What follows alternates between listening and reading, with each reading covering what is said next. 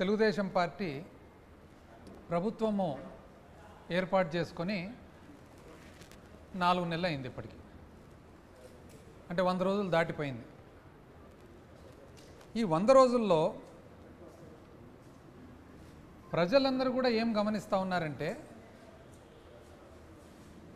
పరిపాలన అంటే 100 రోజుల పరిపాలన ఏ విధంగా ఉంది అంటే, ఎక్కడే కానీ ఆ ఫీల్ గుడ్ అంటే ఉత్సాహంగా మొట్టమొదటి ఒక 100 రోజులు ప్రజలందరూ కూడా సంతోషంగా ఉత్సాహంగా ఉండే పరిస్థితి ఏమాత్రం కనపడడం లేదు.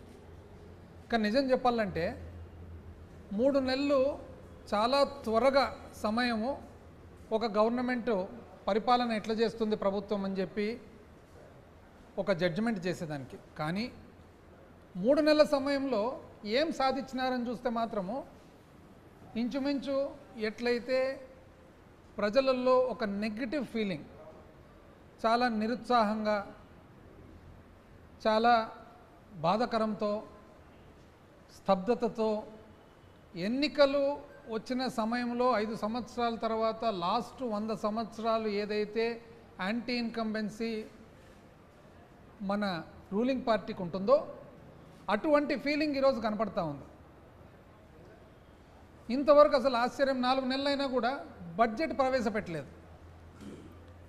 అంటే ఏది జరిగినా కూడా గత ప్రభుత్వం. ఇప్పుడు ప్రజలందరూ కూడా చూస్తూ ఉన్నారు కదా, ప్రతి ఒక్కటి వర్షం పడినా గత ప్రభుత్వం, పడకున్నా గత ప్రభుత్వం, ఇంకోటైనా గత ప్రభుత్వం, ఇంకోటి బడ్జెట్ ప్రవేశపెట్టలేకపోవడం గత ప్రభుత్వం అనేది ప్రజలు ఎవరు ఒప్పరు. ఇప్పుడు ప్రభుత్వాలు మారేటప్పుడు 5 సంవత్సరాల తర్వాత ప్లస్సో మైనస్సో ఏదో ఒకటి పరిపాలన కొద్ది జరుగుతుంటుంది. కానీ ఈ విధంగా 4 నెలలైనా కూడా బడ్జెట్ కూడా ప్రవేశపెట్టలేని పరిస్థితి అనేది ఎక్కడుండదు. పైగా ప్రజలు లేకపోతే ఎంతో ఆశతో చూస్తూ ఉన్నారనమాట సూపర్ 6 ఎక్కడ అని. ఎక్కడ పోయినా కూడా ఏ రోజు ఫోన్ ఓపెన్ చేసిన వెంటనే నీకు 15, నీకు 15, నీకు 15, నీకు 18. ఇది వివిధ వ్యక్తులందరూ చెప్పినటువన్నీ కూడా మెసేజెస్.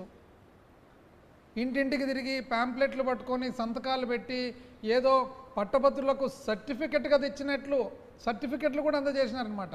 వచ్చిన వెంటనే ఎంతమంది పిల్లలు ఉంటే అంతమందికి సరి 15,000. మహిళలకేమో 19 ఏళ్ళు దాటుతానే 18 ఏళ్ళు దాటుతానే నెలకు 1,500 అంటే సంవత్సరానికి 18,000. రైతులకు 20,000, నిరుద్యోగులకు భృతి, 50 ఏళ్ళకే పెన్షను.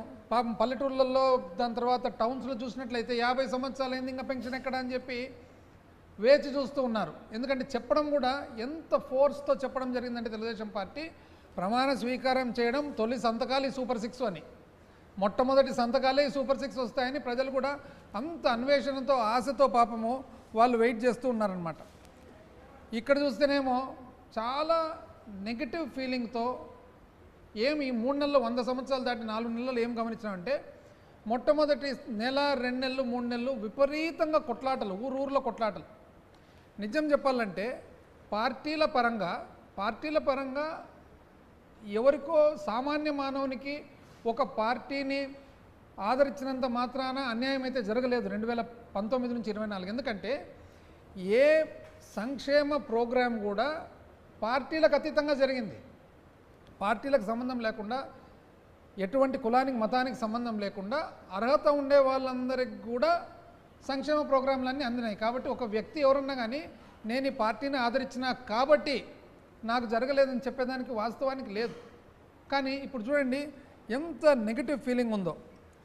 మరి ఈ నెగిటివ్ ఫీలింగ్లో అడపాతడపా మేమేదో చాలా అభివృద్ధి చేసేవాళ్ళము, మాకు మాత్రమే అభివృద్ధి చేసేది, శాశ్వతమైన అభివృద్ధి చేసేది సాధ్యమవుతుంది అనేటట్లు పేపర్లు మళ్ళీ స్టార్ట్ అయింది. ఢిల్లీలో మళ్ళీ కీలకంగా చంద్రబాబు ఈనాడు, ఆర్థిక సుడిగుండం నుండి గట్టెక్కించండి ఈనాడు, గట్టెక్కించండి మళ్ళీ ఈనాడు, 3 కేంద్ర మంత్రులతో చంద్రబాబు భేటీ, రాష్ట్ర పునర్నిర్మాణమే లక్ష్యం ఈనాడు, ఫలించిన చంద్రబాబు కృషి. ఈనాడు నవంబర్ నుంచి పోలవరం పనులు, అందుకు అవసరమైన నిధులు ఇవ్వండి, కొత్త డయాఫ్రామ్ వాల్ను ఖరారు చేయండి, కేంద్ర జలశక్తి మంత్రి సిఆర్ పాటిల్కు ముఖ్యమంత్రి చంద్రబాబు వినతి.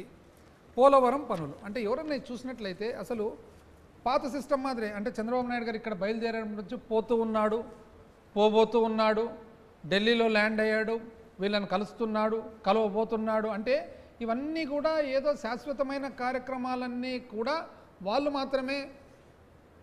మాత్రమే సాధ్యమవుతుంది అన్నట్లు ఒక సృష్టి. చూడండి, ఆంధ్రజ్యోతి ఆదుకోండి, 5 ఏళ్లలో ఏపీ అస్తవ్యస్తం, రాష్ట్రంలో ఆర్థిక సంక్షోభం, త్వరగా ఇవ్వండి పోలవరానికి 12,500 కోట్లు. అంటే 12,500 కోట్లు త్వరగా ఇవ్వండి అని ఎప్పుడు రాసినారు? 27 జూలై 27. దాని తర్వాత ఆగస్టు 17 పోలవరానికి త్వరగా నిధులు ఇవ్వండి, ఆలస్యమైతే మరో సీజన్ కోల్పోతాం, ఢిల్లీలో జలశక్తి మంత్రికి చంద్రబాబు వినతి. పోలవరానికి త్వరగా నిధులు ఇవ్వండి. ఆంధ్రజ్యోతి మీదే బాధ్యత, రాష్ట్రంలో ఎయిర్పోర్ట్లను విస్తరిస్తాము. ఇది అంటే ఆంధ్రజ్యోతి. ఏ విధంగా పోలవరము యాక్చువల్గా ఇప్పుడే అసలు నిర్మాణం జరుగుతుందనేటట్లు ఒక సృష్టి, ప్రజలకు మెసేజ్. వాస్తవాలు ఏమనేది ఈరోజు నేను తెలియజేయాలనుకున్నాను ప్రజలందరికీ కూడా మీ ద్వారా. ఎందుకంటే ఎన్నో విషయాలలో వైఎస్ఆర్ కాంగ్రెస్ పార్టీ ప్రభుత్వము జగన్మోహన్ రెడ్డి గారి నాయకత్వంలో శాశ్వత అభివృద్ధి కార్యక్రమాలు సాధించడం జరిగింది. దురదృష్టానికి ఆ ప్రోగ్రాంలనంతా, ఆ సాధననంతా కూడా ప్రజలకు వాస్తవంగా ఫ్యాక్చువల్గా చేర్పించేదానికి మీడియా అంటూ వితౌట్ ఎనీ పార్షియాలిటీ ఒకవేళ చూపించింటే చాలా చక్కగా జరిగేది. ఎందుకంటే ప్రజలందరికీ కూడా ఏం జరిగింది అని తెలిసేది. ఇప్పుడు ఉదాహరణకు నేను చెప్తాను. అప్పు, మంగళవారం అప్పు, ఈ నెల అప్పు, ఆ నెల అప్పు, రాష్ట్రం అప్పు, శ్రీలంక కాబోతుంది. ఇప్పుడు ఎక్కడండి 4 నెలలు అయింది కదా. 4 నెలల్లో మరి 11 జూను 2,000 కోట్లు అప్పు చేయడం జరిగింది. ఎక్కడన్నా అసలు చూసినామండి పేపర్లలో? అదేవిధంగా 2 జూలై ఎప్పుడు లేని విధంగా చరిత్రలో 2 సార్లు 5,000 కోట్లు అప్పు చేయడము. అందులో 2 జూలై ఒక్కసారి 5,000 కోట్ల అప్పు, జూలై 16వ తేదీ 2,000 కోట్ల అప్పు, జూలై 30వ తేదీ 3,000 కోట్ల అప్పు, ఆగస్టు 27వ తేదీ 3,000 కోట్ల అప్పు, మరి సెప్టెంబర్ 3వ తేదీ 4,000 కోట్ల అప్పు. ఎందుకండి? ఇంతకుముందు ఎంతో చాలా అసలు కన్సర్న్తో రాష్ట్రం ఏం కాబోతుంది అని చెప్పి కొన్ని మీడియాస్ రాసేవాళ్ళు అనమాట. అప్పు ఎందుకు అసలు ఇప్పుడు అప్పే కనపడడం లేదు? నిజం చెప్పాలంటే ఏ మాట కామాట కనాలంటే అప్పటికే ఒకటే మాదిరి రాత, ఇప్పటికి ఒకటే మాదిరి రాత అంటే ఉన్నాయి చూడండి. ప్రజాశక్తి, విశాల ఆంధ్ర ఉదాహరణకు. ప్రజాశక్తి 31 జూలై 12,000 కోట్లకు చేరిన అప్పు. ప్రజాశక్తి 31 జూలై మరో 4 నెలలకు 1,30,000 కోట్ల ఓటర్ అకౌంట్ బడ్జెట్పై ఆర్డినెన్సు.